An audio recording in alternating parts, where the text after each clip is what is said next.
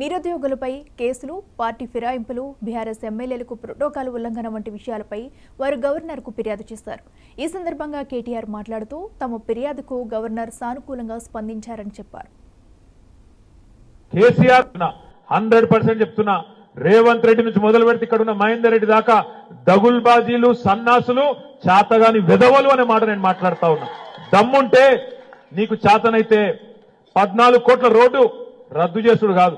నీకు దమ్ముంటే ప్రజల మనసు గెలుచుకోవాలనుకుంటే ముస్తాబాద్ నుంచి దుబ్బాకకు నేను 2 లేన్ల రోడ్డు, డబల్ రోడ్డు నేను మంజూరు చేస్తే నీకు చాతనైతే దాన్ని 4 లేన్ల రోడ్డు చేయి.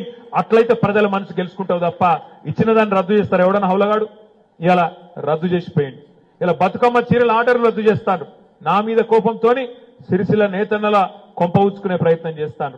కేసీఆర్ మీద కోపంతోని కాళేశ్వరం ప్రాజెక్టే దండుగా అని చూపెట్టాలన్న ఉద్దేశంతో చిల్లర రాజకీయం కోసం అక్కడ ఒక బుంగివడ్డ, పొక్కవడ్డ, కత్వగట్టి, ఒక చిన్న కత్వగట్టి దాన్ని మంచిగా చేయొచ్చు, కానీ చేయొద్దు. వర్షకాలం దాకా నానబెట్టాలి, అది కొట్టుకపోయేటట్టు చేయాలి, రైతులకు నీళ్ళు ఇయ్యొద్దు, కేసీఆర్ ను బద్నాం చేయాలనే ఒక దివాలాకోరు దగుల్బాజీ రాజకీయం ఈ దిక్కుమాలిన ప్రభుత్వం, కాంగ్రెస్ ప్రభుత్వం చేస్తున్నా. 100% చెప్తున్నా.